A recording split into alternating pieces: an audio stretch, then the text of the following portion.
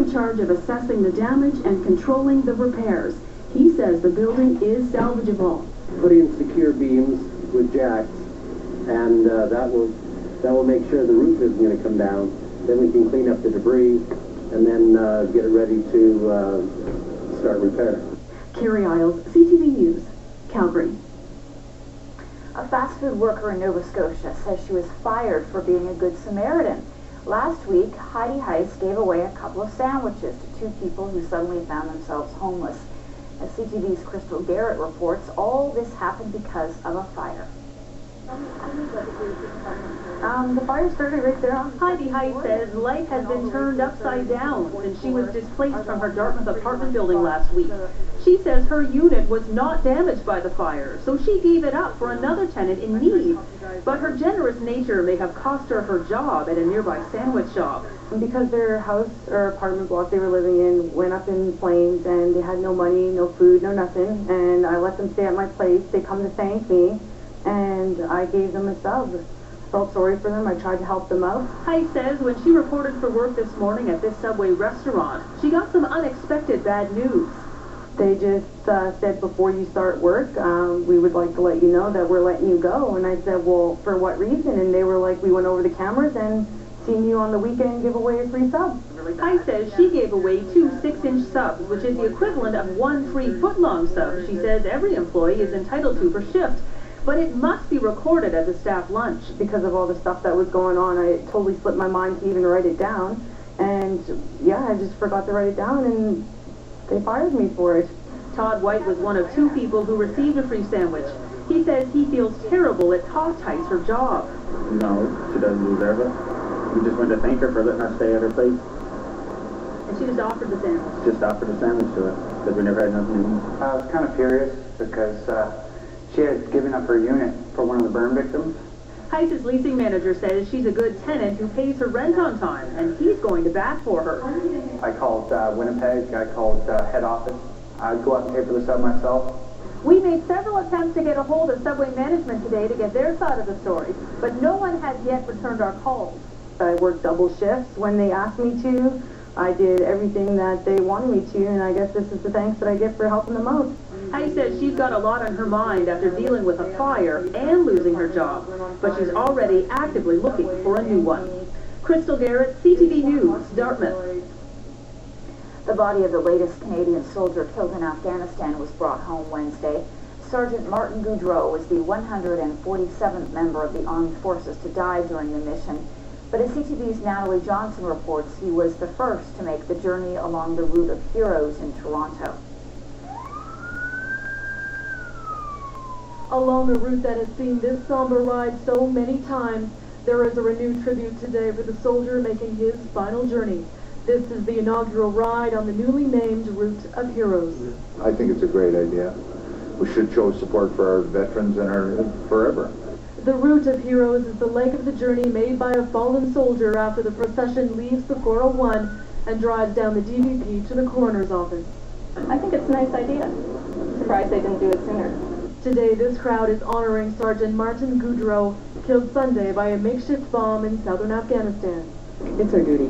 It's our duty to support the families, to show that we do care about our soldiers, and we all feel the same thing. We wish they were all back home, safe and sound. It's always poignant when one of our soldiers die, but especially so when it's somebody that's so close to where you live.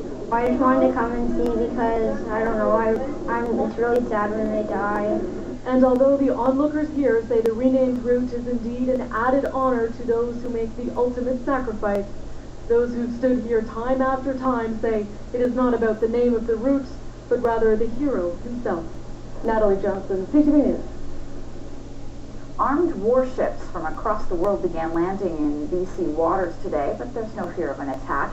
Their arrival marks a rare celebration by Canada's Navy. It's called an International Fleet Review.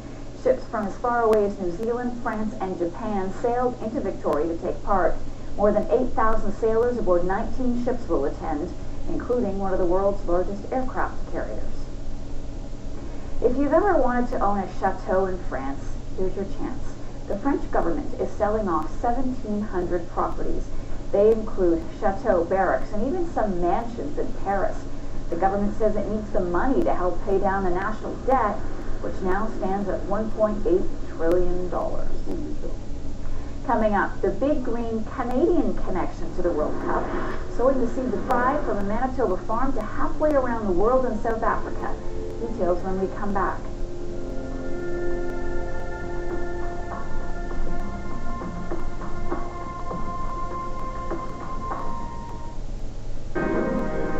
This is CTV News Channel. Shell nitrogen-enriched gasolines clean the gunk left by lower quality gasoline, and all three grades act as a protective barrier to shield and protect engines. Try Shell nitrogen-enriched gasoline, helping you get the most out of every drop.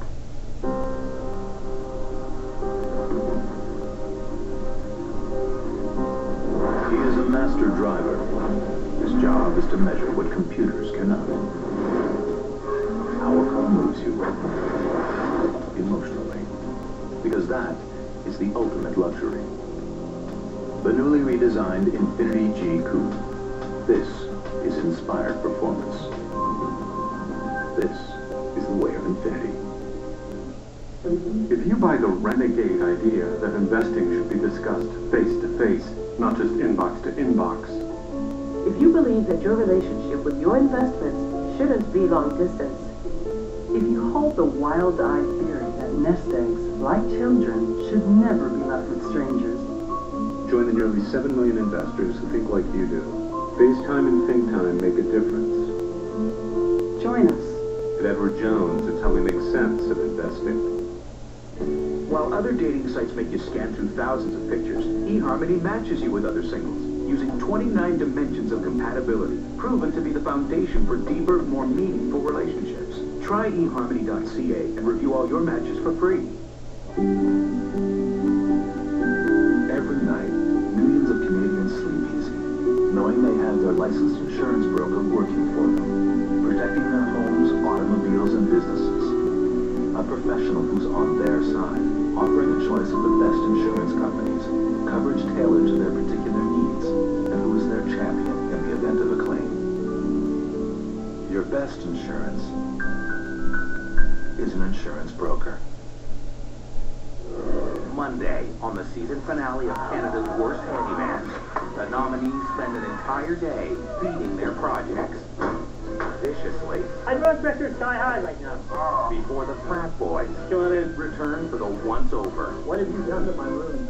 In the end, someone will be named Canada's worst handyman. the reveal. Monday at 10 Eastern on Discovery Channel. So much to do.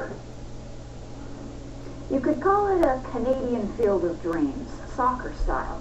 Even though Canada doesn't have a team at the World Cup, we will have a big presence on the field. In fact, we helped grow it. As CTV's John Hendricks shows us, the turf was made in Manitoba. An audience of billions will watch the World Cup in South Africa, but few will be watching as closely as Manitoba farmer Brad Rasmussen.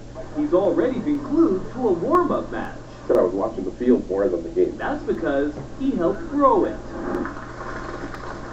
This is a special blend of ryegrass developed by Canadian firm Pixie. It takes years for farmers like Rasmussen to cultivate. It's an interesting process, a little more work than the other crops. But the end result is an exceptionally fast-growing and vibrant dark green grass.